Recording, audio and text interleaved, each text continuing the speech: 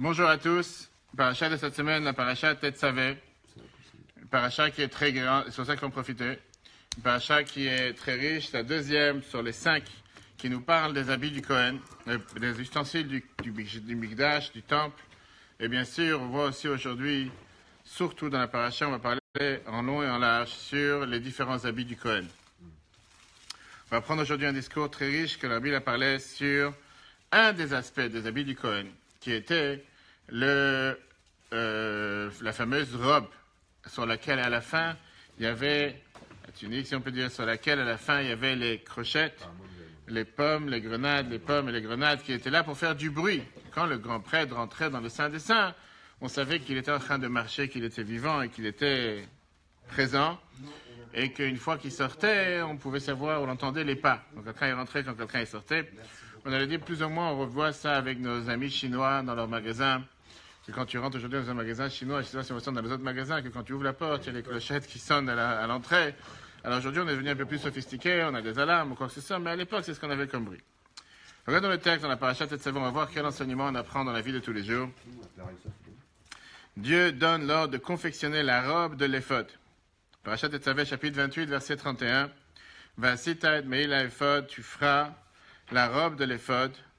Vasita al shulav, tu adapteras tout autour du bord des grenades d'azur, du pourpre et d'écarlate, et des clochettes d'or entremêlées tout alentour.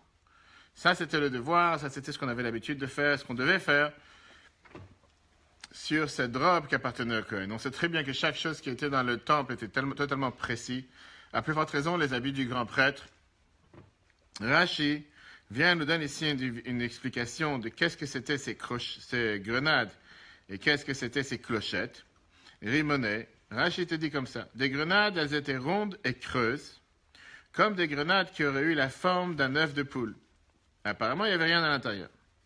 Au milieu d'elles autour, entre elles tout autour, une clochette est assujettie et suspendue entre deux grenades au bord de la robe. Donc on parle bien ici qu'on a deux différents éléments, sauf que à la rigueur, je suis d'accord une fois, si on parle à premier abord, on n'est pas encore entré dans les détails, ça a l'air comme si les grenades, ils étaient là pour rien, parce que ces grenades, ils étaient là à servir à quoi? Puisqu'ils étaient vides, ils étaient creuses. Les clochettes, on peut comprendre, les clochettes, c'est eux qui étaient là pour faire du bruit, et ils étaient suspendus entre des deux grenades. On sait très bien qu'en général, entre Rashi et Ramban, c'est toujours la grande amitié quand on vient expliquer le Chumash. Nachmanide et Rashi, c'est toujours à l'opposé. Quand Rashi dit une chose, Ramban va venir dire le contraire. C'est rarement qu'on peut voir que les deux sont d'accord. On parle de Nachmanide. Et Ramban, il vient et te dit, je comprends pas de quoi tu parles. Pourquoi Rashi place-t-il les clochettes à part? Les grenades ne servaient-elles à rien? Si, ils étaient décoratifs. Pourquoi les faire comme des grenades creuses? Ils auraient mieux valu les faire comme des pommes d'or. Rashi te dit, Nachmanide vient et te dit, excuse-moi une chose. Si tu me dis que dans cet habit en bas de l'habit, on a une grenade, une clochette, une grenade, une clochette. Les grenades, ça sert à quoi? Si tu me dis que les grenades ne servent absolument à rien, c'est juste pour de la décoration, la rigueur, c'est en trop. Et si tu veux faire quelque chose qui décore, il lui dit, alors autant les faire comme des pommes en or. Et moi, je viens et je demande ce que le Rabbi va nous apprendre. Qu'il y a ici chaque phrase que Ramban, Nachmanide et Rashi utilisent, il y a un sens, il y a quelque chose. Pourquoi Ramban, il vient et il se dit, qu'est-ce que ça dérange d'avoir des grenades creuses? Prends des pommes en or. Et c'est ce qu'on va voir aujourd'hui, la différence entre les pommes et les grenades. Alors, je ne parle pas des goûts, de qu'est-ce que chacun mange et qu'est-ce que chacun aime manger. Est-ce que les gens préfèrent manger des pommes ou des grenades? Apparemment, les deux, il n'y a pas de différence. Les deux sont à être. C'est sûr qu'un, c'est un fruit de la terre d'Israël et l'autre non. Bien un sens profond. Et on verra à la fin du cours aujourd'hui, comme quoi le Rabbi veut nous montrer ici qu'il y a deux différentes manières de servir Dieu. Il y a ceux qui aiment servir Dieu avec du bruit, avec du vacarme, avec l'extase. Et on voit ça dans certaines communautés, avec des gens qui sont là avec tout leur enthousiasme, toute leur passion, en train de crier, dire la prière. Et tu as certains que tu les entends à peine. Ils sont totalement calmes, voire totalement morts. Quelle est la meilleure manière de servir Dieu? Est-ce qu'il vaut mieux servir Dieu avec du bruit ou vaut mieux servir Dieu de manière calme? On ne parle pas maintenant de faire des fanfares et les paillettes et la pub, on ne parle pas de ça. On parle pour une personne lui-même. Est-ce que quand quelqu'un prie, il doit prier avec tout son enthousiasme, avec toute sa chaleur, avec tout son être, comme on dit dans la Torah, avec kol atzmatai toman, à toutes mes os, tout mon corps en train de parler les paroles de Dieu? Ou bien quelqu'un, il doit tranquillement, calmement, dans son coin, à peine on l'entend, à peine on voit comment il bouge, Ce serait bien que la halakha nous dit qu'on doit moins avoir les lèvres qui bougent, on doit entendre les mots qu'on dit, mais pas besoin de... J'avais toujours raconté que quand je travaillais à New York, il y a une synagogue à Borough Park, avec des chassidim de Stalin Karlin. Et là-bas, leur manière de servir Dieu, leur manière de prier, c'est celui qui crie le plus fort. Mais vraiment. C'est pas juste... C'est celui qui crie le plus fort, c'est celui qui... Moi, j'allais là-bas pour prier Mincha au milieu de la journée. Alors, quand tu es en train de travailler entre téléphone, rendez-vous, etc., et tu rentres tout d'un coup dans un lieu, que dès que tu appuies play, c'est comme si tu mets la sono au mode maxi, tu as 200 personnes qui sont en train de prier. Tout d'un coup, tu dis, qu'est-ce qui s'est passé? Il n'y a pas une bombe qui est tombée, il n'y a pas qui pour. Et tout d'un coup, après, tu as l'amida à voix basse. Et tu entends chacun avec ses cris, et tu dis, mais dans quel monde t'es rentré? Manière de servir Dieu. Chacun ses manières. Et c'est ce qu'on va voir aujourd'hui, justement. D'accord? Viennent les commentateurs. Les commentateurs nous disent que la question du Ramban, ce qui dérange Ramban Nachmanide par rapport à Rashi, c'est que puisque tu me dis que les clochettes n'étaient pas à l'intérieur des grenades, à quoi ça sert d'avoir les grenades trouées? À quoi servent ces grenades? Ces grenades, apparemment, elles ne servent absolument à rien. Qu'est-ce que j'ai besoin d'avoir des grenades qui sont totalement trouées, qui sont totalement vides? Si je peux avoir quelque chose à l'intérieur qui fasse du bruit, tout celui qui a vu les couronnes de Sefer Torah qu'on a en général, c'est vrai, dans les couronnes de Sefer Torah, on retrouve un peu ces clochettes avec ces... Dans les clochettes, à l'intérieur, ça fait du bruit. Il y en a qui font du bruit à l'intérieur, il y en a que juste la clochette, elle fait du bruit quand elle tape sur la couronne. Maintenant, comme j'ai dit, tu as le deuxième point qui nous dérange, c'est pourquoi Ramban, il vient et te dit qu'il fallait avoir Kemin Tapuchezav. Qu'est-ce que tu t'es pris à la pomme? Qu'est-ce que tu as des pommiers que tu peux vendre? Qu'est-ce que ça dérange que ce soit des grenades en or? Pourquoi tu dois avoir des pommes en or? C'est ce qui dérange. L'explication est la suivante. On sait très bien que dans la menorah, dans le candélabre, on avait ce qu'on appelle, pour la beauté de la menorah, encore une fois, c'était pas des tiges, c'était pas des... Comment on appelle ça? C'était pas des barres, ou c'était pas juste des traits de menorah, des colonnes, ou des barreaux qui étaient totalement lisses, mais ils étaient tissés, comme on voit aujourd'hui dans certains bougeoirs que quelqu'un peut avoir. Tu peux avoir un bougeoir qui est totalement en argent, mais totalement lisse, qui a aucune forme, qui a aucun design, qui a aucune fleur, et quoi que ce soit.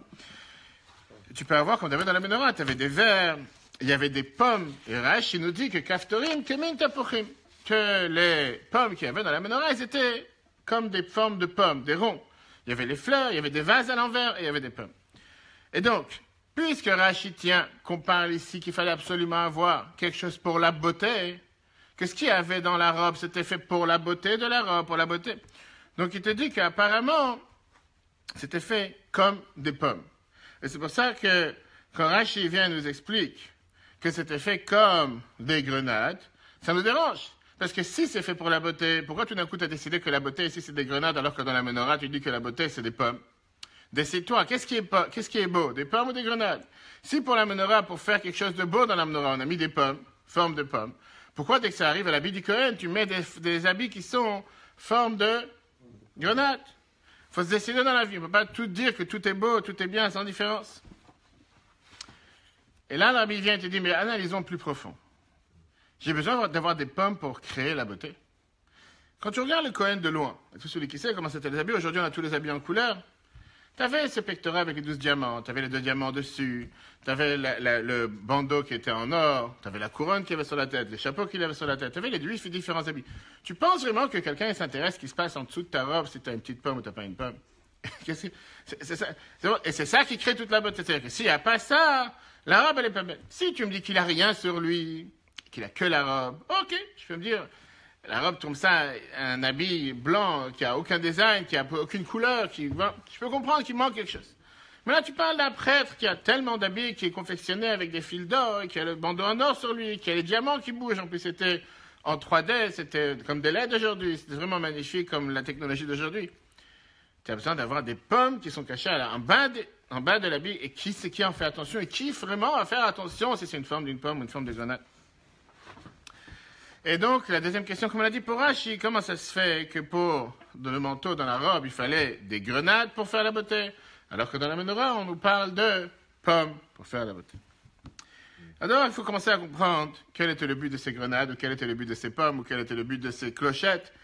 Pourquoi tu peux avoir un habit normal? Tu as déjà vu aujourd'hui le président qui marche avec une robe avec des clochettes ou avec des grenades? Même n'importe quel président d'Afrique, ou n'importe quel président dans le monde qui marche avec des robes. Même en Inde, par exemple, où tu vois ces fameux Mundi, Nordi, je ne sais pas comment il s'appelle, qui vient et qui marche avec ces fameuses tuniques qu'on a vu quand Netanyahu était présent avec lui, avec sa grande visite, que chaque 2 heures, il avait une autre tunique Il y avait une fois une blanche, une fois toute blanche, une fois une grise, une fois avec toutes les couleurs. Il n'y avait pas des grenades à l'intérieur. Ni de pain. Viens la Torah te dit la chose suivante dans la parashat Tetzavé, le but, Venishma kolob voel hakodesh. Regardons dans le Chumash Tetzavé, chapitre 28, verset 35. Aaron, le deuxième paragraphe, à quoi servent les clochettes? Aaron doit les porter lorsqu'il servira pour que le son s'entende quand il entrera dans le saint lieu devant l'Éternel et quand il sortira et qu'il n'en meure point. Vient Rashi, commentateur du Chumash, et il t'explique qu'est-ce que ça veut dire. Il n'en mourra pas d'une négation, tu peux déduire une affirmation. S'il les porte, il ne mourra point. En revanche, s'il lui manque un de ses vêtements, il sera passible de mort par intervention du ciel. Qu'est-ce que ça veut dire? Rashi te dit qu'il avait le devoir d'être habillé avec tous ces éléments. C'est comme si aujourd'hui je te dis quelqu'un qui est à l'Élysée et qui ne va pas travailler avec tous ses costumes ou avec toute sa décoration. On a pu voir à chaque fois que ce soit à la garde présidentielle en Angleterre, devant le palais, ou soit ceux qui accompagnent en général les présidents en bas de l'avion ou quoi que ce soit, ou en bas de l'hélicoptère, qui sont tous avec leur uniforme, avec leur casquette. Et si jamais quelqu'un vient et lui manque quelque chose, c'est un défaut au travail, il lui manque quelque chose à son travail, il est obligé de faire les choses correctement. La question qui est demandée, qu'est-ce que ça veut dire qu'il fallait entendre Vinishma Kolo Bevoel HaKodesh? Il fallait entendre le Kohen quand il vient travailler. On sait très bien que Dieu n'aime pas le bruit. Regardons le 3. Le bruit est indispensable dans un lieu si sacré. Quand tu parles à Dieu, tu dois faire du bruit. Regardons ce qui est écrit dans Mlachim 1, 19, 11. L'Éternel n'est pas dans les vacarmes, ni dans le feu. Après le feu, un doux et subtil murmure. Et on sait très bien que juste au contraire, quand tu regardes dans la paracha Acharei, Rashi vient et te dit, l'entrée du Kohen Gadol, le grand prêtre, le jour de Kippour, dans le Saint des Saints, était justement sans les vêtements d'or. Et donc sans la robe d'éphod et le son des cloches. Ça veut dire que justement, quand tu rentrais dans le Saint des Saints en intimité totale avec Dieu, tu ne devais pas faire du bruit. Tu devais être totalement en intimité. D'ailleurs, on le sait aujourd'hui que la Hamida, qu'on fait la Hamida, on l'a fait à voix basse. Et la halakha te dit, le Shulchan Aruch vient et te dit que celui qui fait la Hamida à voix haute, il fait partie des Miktanei Amana. Qu'est-ce que ça veut dire Miktanei Amana? De ceux qui n'ont un peu de confiance en Dieu. C'est que puisque Dieu il est sourd, certainement il est tellement vieux, il n'a pas des appareils auditifs dans le ciel. Si jamais je ne vais pas crier, il ne va pas m'entendre. Et pour ça, il s'est dit qu'il doit crier. Viens, le Shulchan Aruch te dit que si quelqu'un il prie la Hamida à voix haute, c'est comme s'il s'imagine que Dieu a des problèmes d'oreille. Pour ça, il faut qu'il parle à voix haute. Ça ne veut pas dire qu'il faut parler totalement d'une manière qu'on ne t'entend pas, parce qu'on dit qu'on doit entendre soi-même qu'est-ce qu'on dit. Et pas pour ça crier. Comme on vient de voir, que rentrer dans le temple, dans le Saint des Saints, le jour de Kippour, il fallait rentrer sans tout ce bruit. Vient Ramban, Nachmanide, il nous donne ici un coup de main. Et il nous dit, tu sais pourquoi il fallait rentrer avec ça, avec ces clochettes? Parce qu'il y a une règle dans la halakha qui te dit que celui qui rentre directement dans le palais sans avoir averti sa venue, il est passible de peine de mort. Tu rentres comme ça, tu rentres dans un moulin, tu rentres dans une station de métro, tu vas dans le palais du roi, tu dois avertir que tu rentres. Alors aujourd'hui, on a les clochettes qui sont, les sonneries qui sont à l'entrée, on avertit en général. À l'époque, la manière d'avertir, c'est quand tu savais qu'à distance, tu entends quelqu'un qui marche avec des clochettes. Tu sais, la personne, elle arrive. Maintenant, pour avertir Dieu que le grand prêtre arrive, pour ça, il avait besoin d'avoir ses clochettes. Ah, alors la question qui est demandée, comment ça se fait que quand il rentre dans le Saint des Saints, il n'a pas ses clochettes avec lui? Parce que Kippour, Dieu veut nous montrer, puisque c'est le seul jour de l'année qu'il rentre dans le Saint des Saints, qu'il n'a pas besoin d'avoir ici un intermédiaire. T'inquiète pas, Dieu il sait exactement où tu te trouves, il sait que tu arrives, il sait que tu rentres. Et donc, qu'est-ce que ça veut dire? Pourquoi le grand prêtre devait avoir ses clochettes, devait avoir ses grenades, devait avoir ses pommes, devait avoir tout ce bruit qui était fait dans sa tunique, dans sa robe, en servant dans le temple? C'était pas pour servir Dieu, c'était en préparation au service de Dieu. Pour faire savoir qu'il est là et qu'il travaille, etc. Mais comme on sait que chaque chose qui se passe avec le grand prêtre, c'est un enseignement pour chacun d'entre nous et c'est exactement, méticuleusement choisi par Dieu. Et surtout, comme on a dit, que chaque fois qu'il marchait dans le temple, on entendait ses clochettes qui bougeaient, on est bien obligé de dire que le fait de faire du bruit en servant Dieu, il y avait aussi ici un enseignement pour la vie de chacun d'entre nous. Regardons d'abord Ramban, dans les paragraphes du chiffre 3. Nachmanide te dit, la raison en est afin que sa voix se fasse entendre dans le sein, comme s'il demandait la permission d'entrer, car celui qui entre soudainement chez un roi est passible de mort, comme on l'a dit tout à l'heure. Donc ça, c'est d'après Nachmanide. Mais néanmoins, on a vu que quand il rentrait dans le Saint des Saints, il n'avait pas ce bruit. Et donc, on a dit que c'est une préparation au service, mais le fait que toute la journée, quand tu entends le grand prêtre marcher dans le temple, et tu entends ces clochettes qui bougent et qui font du bruit, tu te dis, il y a quelque chose ici, il y a quelque chose qui va. Écoutons cette explication magnifique que le Rabbi nous donne. Et la Bible analyse ça, comme j'ai dit tout à l'heure, avec deux grands types de personnes qui servent Dieu. Il y a ce qu'on appelle le tzaddik et le Baal Tshuva. La personne pieuse, la personne qui n'a jamais fait d'erreur, la personne qui est parfaite, certainement tout le public ici présent sauf moi. Et après, il y a ceux qui font des erreurs tous les jours. Et on fait Tshuva. Le grand prêtre, c'était quoi? C'était celui qui représentait le peuple juif. Vous savez très bien ce qu'on dit le jour de Kippour, qu'il amène un sacrifice pour lui et sa femme, il amène un sacrifice pour les Kohanim, il amène un sacrifice pour tout le peuple juif. Et donc, quand il rentrait dans le sein, il rentrait avec lui, il amenait avec lui tout le peuple juif qui portait sur son épaule. Et comme on l'a dit plusieurs fois, on a parlé ça la dernière semaine, dans le cours de Tania la semaine dernière et la semaine d'avant, qu'un Baal Tshuva, c'est quoi? C'est quelqu'un qui se sent tellement parce qu'il a passé il a un passif qui est tellement du mauvais côté, et qui veut s'enfuir de son passé. Il cherche à s'enfuir des forces du mal. Il cherche toujours à ne pas retomber dans les mêmes épreuves. Et donc, en général, c'est comme quelqu'un qui s'enfuit d'un danger de mort et qu'il a besoin de faire du bruit, comme si quelqu'un est en train de se débattre, malheureusement, en train de se noyer ou quoi que ce soit, qui fait du bruit pour pouvoir survivre, pour pouvoir s'en sortir. Pareil, chacun d'entre nous, même si quelqu'un ne fait pas de péché, chacun d'entre nous, ou parce qu'on réfléchit un jour, on médite qu'on est loin de Dieu, ou parce qu'on voit que l'âme animale qui est à l'intérieur de chacun d'entre nous est un corps fort et un corps puissant. Et donc, on se sent parfois séparé de Dieu. On a envie de ne pas tomber dans l'épreuve, on a envie de ne pas tomber dans le piège, on a envie de ne pas tomber, de ne pas faire une erreur. Ou bien parce qu'on voit que l'âme divine, elle est en veilleuse. Elle n'est pas encore réveillée. Et donc, des fois, on se réveille, et avec émotion, et avec extase, et avec énergie, pour pouvoir s'enfuir, pour pouvoir courir, pour prendre toute son énergie, pour pouvoir arriver à faire du bien. Le Baal Shem Tov, une fois, il a répondu pourquoi les chassidim, quand ils prient, ils font beaucoup de mouvements. Et en général, quand on apprend la Torah, on n'est pas en train de lire un journal. On n'a jamais vu quelqu'un dans l'avion, à l'aéroport, en train de lire un journal, en train de bouger. Il y a que des juifs qui font du sport sur place. Et le Baal Shem Tov, il a dit, c'est comme quelqu'un qui est en train de se noyer dans la mer, qui fait tout pour s'en sortir, et qui essaie de bouger ses mains et ses pieds pour pouvoir ne pas être noyé, etc. Ah, on a posé la question tout à l'heure que la Torah nous dit dans Mlachim, lo bereach Hashem. Servir Dieu, c'est pas avec du bruit, servir Dieu, c'est en sourdine, si on peut dire, ou de manière calme, de manière tranquille. Comme on l'a dit tout à l'heure. Pour pouvoir servir Dieu, tu dois être totalement effacé. Mais quand tu as un corps en train de t'enfuir du mal, tu ne veux pas aller, quand tu t'enfuis d'un feu, tu ne veux pas prendre ton temps. T'enfuis d'un feu, tu dois partir rapidement. Après, une fois que tu t'es enfui, que tu es hors du danger, là, tu commences à te reposer. Mais en attendant, t'enfuir du feu, tu dois t'enfuir rapidement avec toutes tes forces. C'est la raison pourquoi toute l'année, quand le grand prêtre il servait dans le temple, Venishma Kolo, il fallait entendre sa voix. Pourquoi il fallait entendre sa voix? Parce qu'il représentait tout le peuple juif avec lui. Même ceux que, quand ils ont l'habitude de servir Dieu, ils font beaucoup de bruit, parce qu'ils s'enfuient des forces du mal, ils s'enfuient des épreuves, ils s'enfuient des difficultés. Et c'est la raison d'ailleurs pourquoi ces clochettes se trouvaient en bas du manteau, et pas en haut. Pardon. Parce que ça représentait les niveaux du peuple juif qui sont les niveaux bas du peuple juif.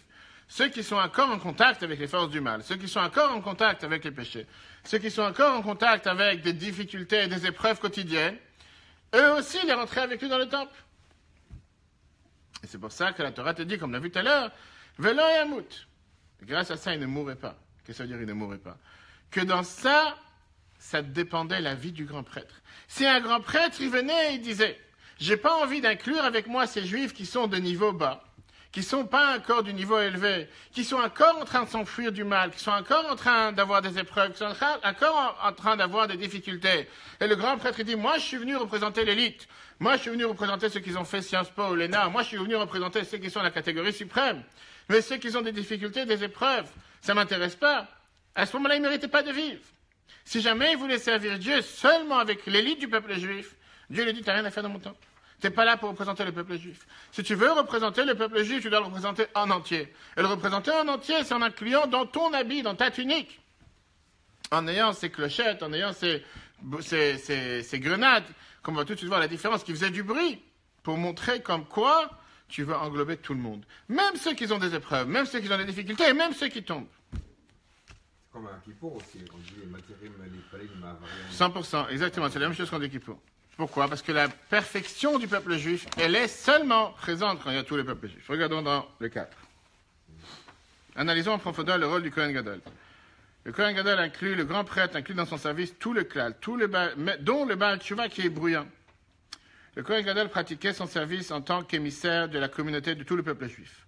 Cela veut dire que d'emblée, en entrant dans le sein, il transporte avec lui le klal Israël dans le sein. Dans le klal, dans la communauté en général, il y a des Baal Tshuva qui, suite à un éloignement, cherchent à se sauver du mal.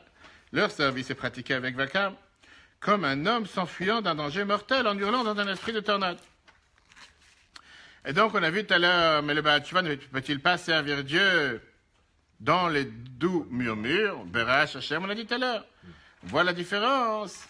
Pourquoi la Torah, Melachim, est employé le mot Havaï, qui est le nom de Dieu, le tétragramme, le compte numérique 26, ou Elohim, qui est le compte numérique 86, qui représente la nature.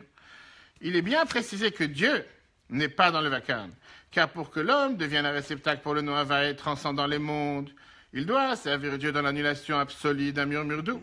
Par contre, lorsque l'homme est encore au stade où il se sauve de l'ego, ce service et ce rapport au nom Elohim se pratique précisément avec du vacarme. Et comme on l'a dit tout à l'heure, pourquoi les clochettes sont-ils aussi vitales? Dans le 6, la vitalité du Kohen Gadol en dépendra. S'il ne veut pas inclure dans son service ces juifs, pan du manteau, son existence et son travail s'effacent. Car la perfection du clan d'Israël, de tout le peuple juif, dépend du travail collectif des 6 000 âmes d'Israël. 600 000, pardon. Si jamais il n'est pas prêt à vouloir travailler avec tout le peuple juif, automatiquement il n'a rien à faire dans le temple. Alors la question qui vient, si c'est comme ça, pourquoi Kippour ne devait pas faire de bruit? Comment ça se fait que Kippour, on a dit que quand il rentrait dans le Saint des Saints, il ne rentrait pas avec ses habits qui avaient ses clochettes, il rentrait avec des habits qui n'avaient aucune clochette? La réponse, elle est très simple. Quand est-ce qu'on a des divisions entre le peuple juif, entre les têtes du peuple juif que la Torah nous dit, et les différentes personnes simples du peuple juif? Ça, c'est toute l'année. Toute l'année, on a différentes divisions. Comme la Torah nous dit, on a Roshechem, Shiftechem, on a les chefs de tête des tribus, on a les coupeurs de bois, on a les puiseurs d'eau. À ce moment-là, on peut avoir les différents bruits, les différentes sonneries quand il sert Dieu. Quand il sert Dieu dans le Saint des Saints, le jour de Kippour.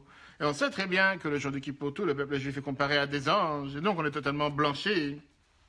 Puisqu'on voit ici l'essence de chaque juif.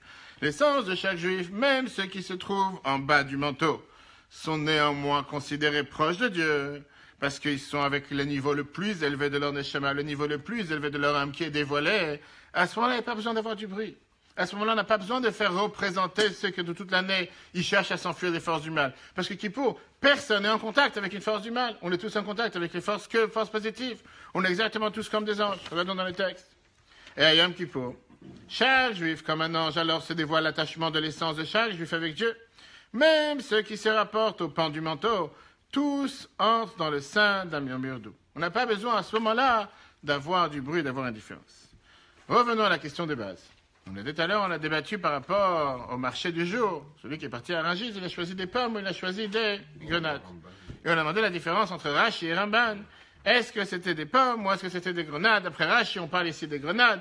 Et d'après Ramban, on te parle de quoi? De pommes. Dans la Torah, c'est marqué Rimonim, non? Quand tu regardes le texte, oui, mais encore une fois, quand tu regardes dans le texte, c'était écrit, c'était pas des rimonim. Bien sûr que le mot rimonim, c'est écrit. C'était écrit des grenades d'azur. Mais moi, je te demande la différence. Quand tu parles d'une vraie grenade et une pomme, on voit la différence. Mais si tu enlèves la tête de la grenade, les deux sont ronds. On ne parle pas ici d'une vraie grenade, on parle de quelque chose qui ressemble à une grenade. Rashi te dit, ils étaient rondes et creuses comme des grenades qui auraient eu la forme d'un œuf de poule. C'est déjà pas mal de choses ici. C'est un œuf de poule, comme une grenade, ronde, creuse. Ramban, il te dit, apparemment, c'était plutôt, ça ressemblait à des pommes. Moi, je te dis la vérité, quand tu fais quelque chose d'azur, en fil, je ne vois pas forcément si c'est une grenade ou une pomme. Je ne vois pas la personne ou la machine qui va te faire quelque chose exactement de la manière que ça va ressortir une grenade. Sauf si c'est quelque chose de gros. Quelque chose qui est tout petit en bas d'un manteau. Tu ne verras pas la différence si c'est une grenade ou si c'est une pomme. On parle des débats. Comment tu expliques qu'est-ce que ça veut dire cette grenade? Quelle est la différence entre Ramban, que Nachmani te disait tout à l'heure, que si tu veux faire quelque chose de beau, tu n'as qu'à faire des pommes en or. Pourquoi des grenades? Et Rashi t'a dit que c'était des grenades qui étaient faites pour la beauté.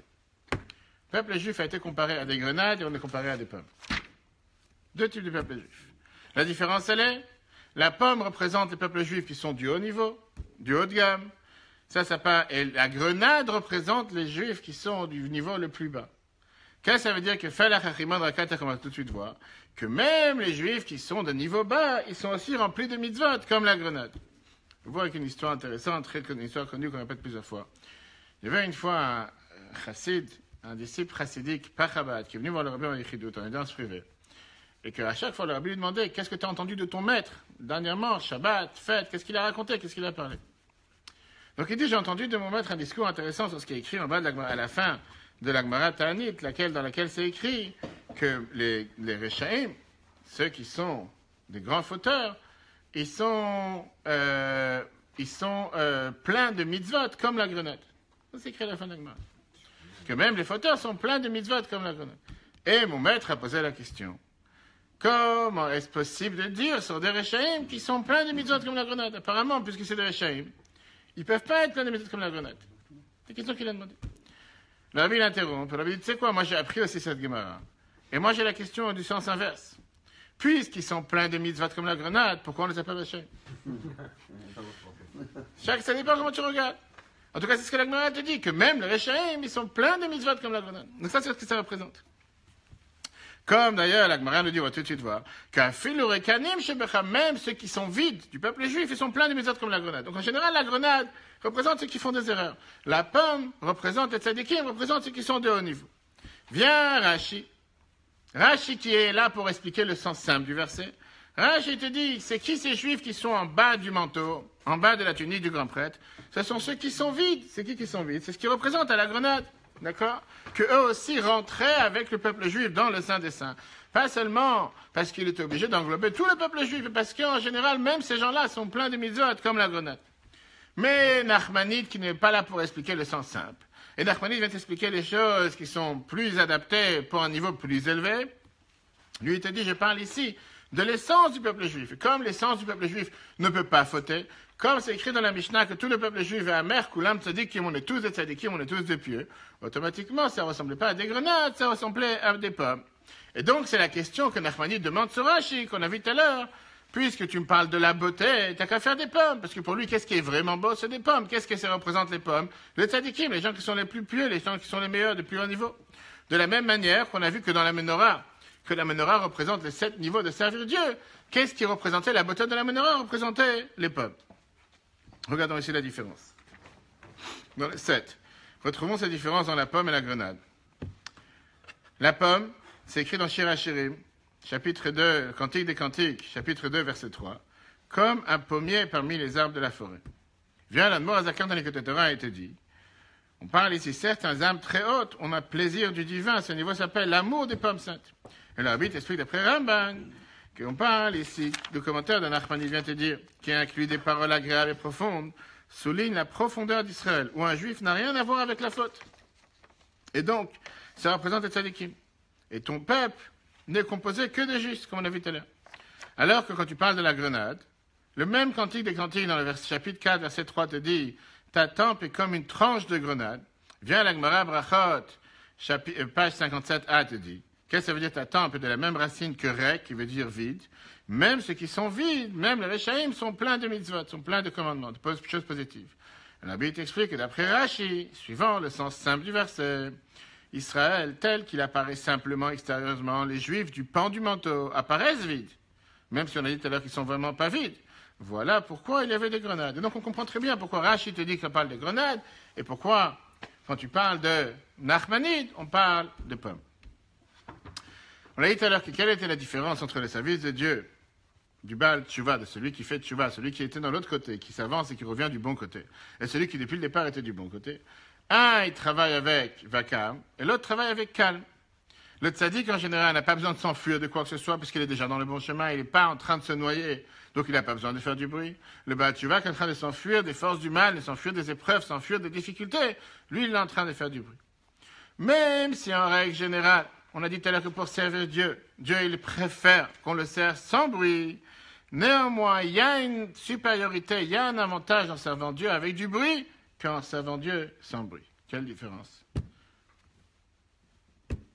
Quelle différence? Travailler avec du bruit ou travailler sans bruit? Dans quelle atmosphère tu préfères travailler? Quand il y a du bruit ou quand il fait calme? Quand c'est calme. Alors comment on peut dire qu'il y a un avantage de travailler avec du bruit, de servir Dieu avec du bruit, que ce soit calme? Quelle synagogue tu préfères rentrer? Quand tu rentres dans une synagogue, il y a 200 personnes, tu n'entends pas un chat? Ou quand tu rentres dans une synagogue, il y a 10 personnes, tu penses qu'il y a 200 personnes?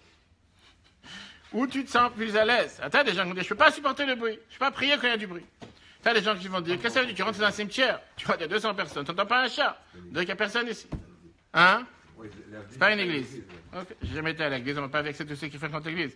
Mais en tout cas, je dis... L'église, c'est très différent. Hein? Alors, quelle différence entre les deux? La réponse, elle est très simple. Hein? Quelle expression? Un silence de. Je connais pas. Ok. Quand tu sers Dieu sans bruit, le bruit, exact, c'est ce qu'on va tout de suite voir. Quand tu sers Dieu sans bruit, on va dire avec un fond de bruit, c'est tellement monotone, c'est tellement quelque chose qu'il n'y a pas de, tu sens qu'il n'y a pas de vitalité. Tôt ou tard, ça s'éteint. Un feu, par définition, bouge. Une flamme ne reste pas fixe. Une flamme, elle bouge, ça monte, ça descend, ça va dans tous les sens. Et si le feu il devient de plus en plus petit, jusqu'à ce que la flamme ne bouge pas, en général, très rapidement, elle va s'éteindre. Quand tu parles de Venishma Kolok, on devait entendre de bruit, tu parles, ça montre que quelqu'un, il sort de ses limites. Il sort de... Et il ne peut pas contenir son feu, il ne peut pas contenir cette énergie, il ne peut pas contenir son enthousiasme. Et donc, c'est pour ça que ça sort avec un cri. C'est comme si je te dis quelqu'un, il doit chanter, mais chante dans un mariage, toujours du même ton, toujours du même air. Sans crier, sans extase. Imagine que tu prends un DJ, tu prends un orchestre, tu prends un chanteur, tu dis, tu n'as pas le droit de dépasser tant de décibels. Va avec un tel niveau, tout le mariage, toute la soirée. Les gens, ils sont là, c'est la fin, ils sont fatigués. Tu ne sens pas la joie, tu sens comme si vraiment c'est quelque chose qui n'a pas de vitalité. C'est la raison pourquoi nos sages nous disent qu'à un endroit où se trouve un Baal Tshuva, même le tzaddik ne peut pas se trouver. Un endroit où se trouvent des gens qui sont rapprochés de la Torah, les gens qui sont revenus vers le chemin de la Torah, même les pieux ne peuvent pas se trouver. Pourquoi? Parce que seulement quand tu sers Dieu avec cette extase, avec cet enthousiasme, avec cette énergie, tu ressens le niveau infini de l'anshama, le niveau infini de l'âme. Parce que quand tu sers Dieu de manière monotone, de manière totalement comme si c'est de l'eau qui coule, il n'y a pas de vitalité, il n'y a pas de chaleur, c'est toujours la même routine, c'est toujours la même chose, c'est toujours le même système. Tôt ou tard, ça s'éteint. Tôt ou tard, s'il n'y a pas de vie, ça ne peut pas rester du matin jusqu'au soir tout le temps la même chose. C'est obligé de changer, c'est obligé d'avoir cette vitalité. Et ça, c'est ce qu'on trouve chez un Baal Tshuva, plus que chez un tzaddik. Ça ne veut pas dire qu'un tzaddik ne peut pas servir Dieu avec joie et avec vitalité. Lui aussi, il a le devoir de le faire de cette manière. Regardons le 8. Le vakam a une qualité que le calme n'a pas. Le service divin d'un murmure doux est limité, posé. Alors que le service bruyant prouve par le vakam que l'homme quitte ses limites au point qu'il ne peut contenir son état extase. Voilà pourquoi il crie. Et c'est la raison pourquoi la Gemara Brachot, chapitre 34, verset 2, te dit, page 34b, là où se tiennent les balais tchouva, ceux qui font tchouva, les plus grands justes ne peuvent se tenir. Parce que tu es obligé de servir Dieu avec joie. Tu es obligé de servir Dieu avec vitalité. Tu ne peux pas rester de manière comme si c'est un automate, comme si c'est un robot qui fait les choses de manière totalement exacte, la même heure, la même manière, la même façon, sans différence. Qu'est-ce que cela veut dire pour nous aujourd'hui? Mashiach arrive, et on sait très bien qu'avant que Mashiach arrive, on a le devoir, chacun de s'efforcer à propager la Torah. Parler à ses amis, parler à ses voisins, parler à ses entourages. Maintenant arrive la fête de Purim, d'encourager chaque juif à venir écouter la Megillah, faire les 4 mitzvot de Purim, qu'il soit le Mishte, qu'il soit Mishlach, pour échanger les mecs, qu'il soit Matanot Lavenim, pour la tzaka aux pauvres. Et comme le Rabbi disait chaque année que ce sont les mitzvot les plus simples à faire et que les gens en général banalisent. Le peuple juif est schizophrène des choses difficiles. Kippour, tout le monde à la synagogue. Pessah, on va faire le ménage. Je leur dis, fais quelque chose de simple. Rien qu'en mangeant, tu fais une mitzvah. Mishte de Purim. Laisse-moi tranquille, je cherche pas les choses simples. Moi, je cherche les choses difficiles. Je dis, mets une pièce dans la tzaka, donne l'argent à des pauvres qui n'ont pas de quoi manger aujourd'hui. Là, c'est un autre jour. Moi, je peux donner seulement un chèque 1000 euros, que je donne de l'argent à des pauvres. Laisse-moi tranquille, c'est pas pour moi. Tu demandes à quelqu'un d'écouter la Megillah, j'ai pas le temps avec ça. Viens la Torah, elle te dit au contraire, le devoir c'est d'aller propager, de faire en sorte que le maximum de juifs participent à la Torah et les mitzvot. Mais, la Torah te dit, tu n'as pas le droit d'attendre que les gens viennent te voir. Tu n'as pas le droit d'attendre que les gens se tournent vers toi pour te demander comment faire, quoi faire. C'est un devoir que toi, tu dois aller chercher ces juifs. Où ils se trouvent, jusqu'au fin fond de la Seine-et-Marne. Et leur demander de se rapprocher, d'avancer, de faire des mitzvot pas par pas, étape par étape. Sauf qu'il y en a qui vont dire, qu'est-ce que tu dois faire ça avec excité? Qu'est-ce que tu es tellement excité? Qu'est-ce que tu dois être tellement avec des nerfs, des cris, de l'enthousiasme, de l'énergie? Reste calme. Reste comme un bon Français en train de lire son journal dans l'avion, dans l'aéroport, dans le train, sans vitalité, sans bruit. Pourquoi besoin de sortir dans la rue, d'attraper des juifs, de mettre la musique dans la rue, d'allumer la menorah dans la rue? Qu'est-ce que tu vas essayer d'enflammer la rue? Qu'est-ce que vous attirez la haine avec vos déguisements, comme certains disent? Ça ne suffit pas. Les gens te disent, regarde comment ça s'est passé les dernières générations. On n'a jamais vu une chose pareille, de propager le judaïsme dans la rue, de faire du bruit, d'aller faire avec vitalité, avec chaleur. Fais les choses calmement, tranquillement. Et la réponse, elle est qu'aujourd'hui que nous sommes, comme la Gemara Sota nous dit, juste au dernier niveau, avant que Mashiach il arrive, On doit savoir qu'aujourd'hui, on doit inclure avec nous même les niveaux les plus bas du peuple juif, même ceux qui sont totalement éloignés matériellement ou spirituellement, même ceux qui font partie de ces pans du manteau, même ceux qui font partie de ces clochettes qui sont à un niveau si bas, on a un devoir aussi de les rapprocher. Comme on l'a dit tout à l'heure, que si le grand prêtre voulait servir dans le temple sans cette catégorie du juif, il était passible de peine de mort. Parce qu'il ne pouvait pas exclure une partie du peuple juif. Il ne pouvait pas dire, moi j'ai affaire seulement avec les Kollelman, comme certains disent. Moi j'ai affaire avec les gens qui apprennent la Torah toute la journée. Moi j'ai affaire avec les gens pieux. Qu'est-ce que je me prends la tête à travailler avec des juifs qui ne savent pas lire à l'alphabet et qui ne mettent pas les tefilines ou qui mangent du pain? Laisse-moi tranquille, c'est pas ma gamme. Comme ça certains disent. Moi j'ai affaire avec un certain niveau de peuple juif. Le Torah te dit que si le grand prêtre ne voulait pas les accepter, il n'a rien à faire en tant que grand prêtre. Tu ne représentes pas le peuple juif, tu représentes ta bande, ton groupe. Deuxième point que le rabbin nous dit, un point plus fort. Quand on voit que les forces du mal font tellement de bruit, ils ont tellement d'énergie, ils font tout ce qu'ils peuvent pour attirer l'attention et pour tirer vers eux des gens innocents, que ce soit parmi les peuples juifs ou même des gens non juifs, combien on doit redoubler d'efforts pour, avec le même bruit, attirer les gens vers les forces de la Torah et les mitzvot? Si on voit que les forces du mal n'auraient pas utilisé tous ces moyens qui existent pour faire tomber des gens, pour faire mal à des gens, à ce moment-là, on a dit, on n'est pas obligé de rentrer dans ces... Mais tu vois que ces forces du mal utilisent tous ces moyens pour pouvoir faire tomber, pour pouvoir nuire aux forces de la Kedusha, pour pouvoir nuire à la Torah, pour pouvoir nuire aux forces du bien. Combien chacun d'entre nous doit utiliser et exploiter ces mêmes forces pour redoubler à faire du bien? Regardons dans le texte. Selon tous les signes, nous sommes actuellement dans la génération des talons de Mashiach, les pans du manteau, et à ce titre, nous avons besoin de cloches. Le plus grande élévation est justement le bruit de Tchouva. Lorsqu'on observe que chez ceux qui transgressent la volonté de Dieu, on parle pas de ceux qui sont partis du peuple juif, tout se fait dans la plus grande publicité, le plus grand bruit. Notre façon d'annuler cette tornade de l'autre côté et d'utiliser les mêmes méthodes employées par le mal et avec ça faire du bien. Et c'est cela qui produira le son du grand chauffard très prochainement avec la venue de Mashiach. Quelle est la conclusion? Grenade et pommes, on a vu tout à l'heure. Baal Tshuva, Vakam et Tzadik qui est le calme. Différence d'approche entre Rashi, le sens simple, et Nachmani, la profondeur. On a vu la qualité du Vakam et l'enseignement pour notre génération. Combien on doit servir Dieu avec passion, avec enthousiasme, avec énergie, et pas comme un mort, et pas comme un automate, et pas comme un robot. Et là, on est garanti que grâce à ça, tout le peuple juif, il est inclus. On peut mériter d'avoir toutes les bénédictions, comme la Bible a dit ce Shabbat en 91. De la même manière qu'on a vu dans ce mois-là, le mois de Hadar, que les ennemis du peuple juif ont été anéantis avec Saddam Hussein, la guerre du Golfe qui avait été terminée à ce moment-là, la veille de Purim.